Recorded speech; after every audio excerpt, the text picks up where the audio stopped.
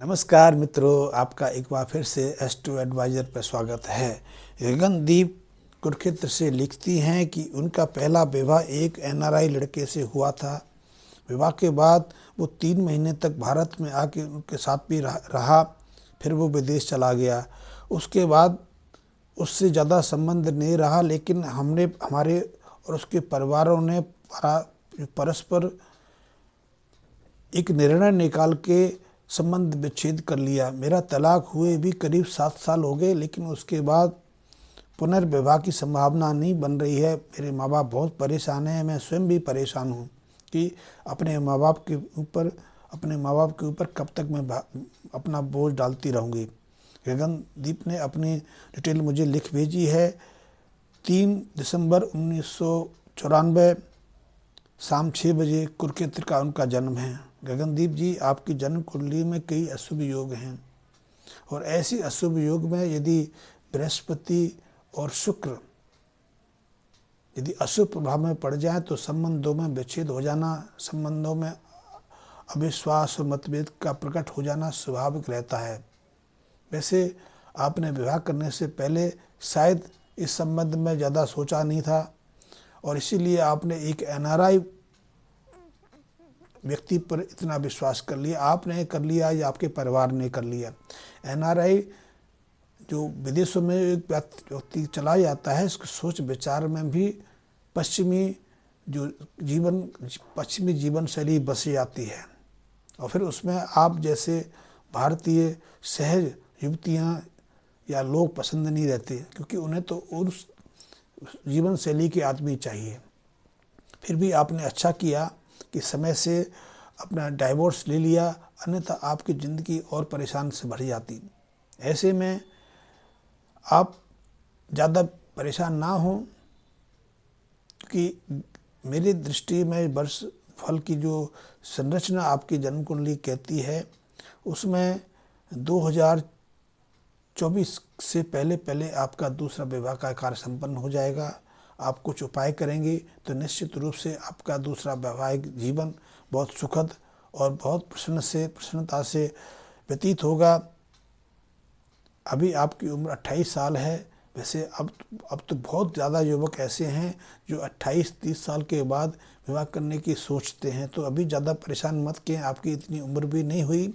चाहे आप हरियाणा से संबंध रखती हैं, क्योंकि हरियाणा में देखने में आता है कि 50 वर्ष से ज़्यादा युवक और युवतियाँ वैवाहिक जीवन में 25 साल से 23-24 साल की आयु में बंध जाती हैं। इसलिए दूसरों को लगता है कि 30-32 के हो जाते हैं कि वो तो बहुत पीछे रह गए, लेकिन यदि हम पूरे भारत का आंकड़ा देखें तो उसके हिसाब से 28 साल आपकी कोई ज़्यादा नहीं है। आप उस विवाह को भूल जाओ और नए सिरे से अपना जीवन शुरू करो। तो आपको वैवाहिक कार्य के लिए सबसे पहले तो मेरे आंकलन से आपकी जन्म कुंडली में बृहस्पति का ऋण योग बना हुआ है। तो बृहस्पति के ऋण योग से बाहर आने के लिए आपको सबसे पहले तो एक काम करना होगा कि संक्रांति के दिन, जब भी महीने में संक्रांति आती है, सबसे पहले आप एक कांसे के बर्तन में देसी घी का हलवा बना के, आटे में हलवा बनाना है, लेकिन उसे पानी की जगह जो गाय का घी दूध होता है उसमें ही भूनना है, और उसी में देसी घी डालना है। देसी घी भी गाय का हो, वैसे देसी घी का अर्थ ही गाय का होता है। अब तो कई तरह के घी भी बाज़ार में आ गए, उसमें से 60% घी तो चर्बी से निर्मित होता है। हम चर्बी से निर्मित घी से यदि कोई पूजा अनुष्ठान जैसे कार्य करेंगे तो उनका कितना फल मिलेगा। इसलिए मैं पहले से कह देता हूँ कि आपको, और हरियाणा तो दूध दही का इस समय प्रमुख राज्य बन गया है, तो वहाँ तो दूध दही की कोई परेशानी है नहीं। तो आप देसी गाय के दूध में हलवा तैयार करके उसे कांसे के पात्र में भरें, और उसमें गड्ढा करके उसमें थोड़ा सा देसी घी पिघला के भर दें, और उसमें चांदी का एक नागनागिन का जोड़ा रखकर अपना मुंह देखकर और अपने हाथों से किसी बुजुर्ग व्यक्ति को, या आपके परिवार का कोई कुल पुरोहित हो, या फिर कुरुक्षेत्र में तो बहुत सारे ऐसे ब्राह्मण हैं, बहुत सारे ऐसे संस्कृत विद्यालय भी हैं जहाँ बच्चों को निःशुल्क पढ़ाई दी जाती है। कुरुक्षेत्र तो इसमें भारत में बनारस से भी आगे है, हरिद्वार से भी आगे है। क्योंकि मेरा कुरुक्षेत्र पानीपत आना जाना होता रहता है, तो आप वहाँ किसी भी ऐसे आश्रम में जाके किसी आश्रम के आचार्य को आप ये दे सकते हैं, यदि वो आप सहजता से स्वीकार कर लें, या किसी ब्राह्मण को दे सकते हैं, किसी पुरोहित को दे सकते हैं। और यदि आपके नज़दीक में पेहवा है तो पेहवा में तो बहुत सारे तीर्थ पुरोहित हैं, तो वहाँ जाकर भी आप इस कार्य को कर सकती हैं। तो उनको देसी हलवा के साथ में एक काम और करना है कि आपने अपने घर परिवार के जो भी दे सके, अन्यथा अपने से पीला वस्त्र दे सकते हैं, जिसमें धोती कुर्ता हो सकता है, कुर्ते पजामे का सामान हो सकता है। और पजामा ज़रूरी नहीं कि पीला हो, कुर्ता पीला होगा या ऐसा ऑरेंज कलर का, हल्का ऑरेंज कलर का हो, क्योंकि ऐसी चीज़ देनी है जो उनके काम आए। तो आप कपड़ा दे सकते हैं, तौलिया दे सकते हैं, चावल दे सकते हैं। चावलों पर यदि थोड़ा से छींटे आप केसर के डाल देंगे तो अच्छा रहेगा, या फिर उसमें थोड़ा सा हिस्सा हल्दी का मिला लेंगे तो भी अच्छा रहेगा। साथ में आप केसर की डिब्बी रख दें, और सामर्थ्य अनुसार यदि आपकी सामर्थ्य है तो सोने की या तो टुकड़ा रख सकते हैं, सोने की अंगूठी रख सकते हैं। ये सामर्थ्य है सोने की चैन बनवा के रख सकते हैं। और ये चीज़ किसी ब्राह्मण को देकर उनके पैरों को स्पर्श करके प्रणाम करके उनका आशीर्वाद लेना जरूर भूलें। इससे बृहस्पति की अशुभता आपकी जन्म कुंडली से निकल जाएगी। इसके अलावा आपको बृहस्पतिवार के दिन व्रत रखना है। व्रत में आपको नमक वाला भोजन नहीं करना।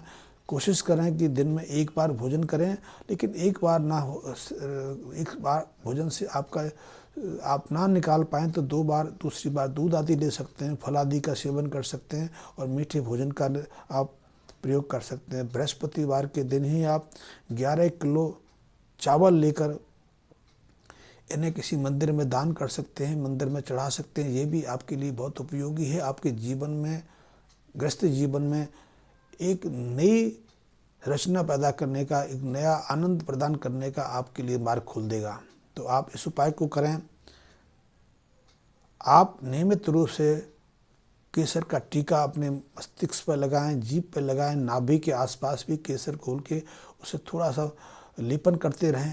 ये उपाय भी आपके लिए महत्वपूर्ण है। वैसे तो केसर पुरुष लोग लगाते हैं, लेकिन लाल किताब तो स्त्रियों को भी केसर का उपयोग करने के लिए कहती है। केसर का आप सेवन भी कर सकती हैं। आप यदि घर में दूध का प्रयोग करते हैं, खीर बनाती हैं, हरियाणा में खीर आदि खूब चलता है, दही भी लोग खूब खाते हैं, तो ऐसे में आप केसर का प्रयोग दही के माध्यम से कर सकते हैं, दूध में कर सकते हैं, खीर के माध्यम से कर सकते हैं। केसर आपके लिए बहुत महत्वपूर्ण है। आप थोड़े ये छोटे से उपाय करके देखिए, निश्चित रूप से आपके जीवन में बदलाव आएगा। आपकी वैवाहिक जो बाधाएं हैं वो दूर होंगी, और दूसरा ग्रस्त जीवन आपको ऐसी यातना, ऐसी परेशानी नहीं देगा जैसा कि आपने पहले वैवाहिक कार्य में देखा है। एक मिडिल क्लास फैमिली में, एक मध्यम वर्गीय वर्ग में एक माँ बाप अपनी बहुत आशाओं के साथ अपने बेटी का हाथ किसी परिवार को देते हैं, किसी वर्ग को प्रदान करते हैं, और यदि ऐसे में वो परिवार धोखा दे जाए, पति धोखा दे जाए, तो उनके सामने जीवन की सबसे ज़्यादा कष्टप्रद स्थिति बन जाती है। मैं समझ सकता हूँ आपकी और आपके परिवार की इस समय स्थिति क्या होगी। वैसे भी आजकल हमारे जो सामाजिक जीवन में पारिवारिक संबंध बहुत तेज़ी से विखंडित होते जा रहे हैं, टूटते जा रहे हैं। उनमें पहले जैसा अपनत्व का भाव, मेल जोल का भाव नहीं रहा।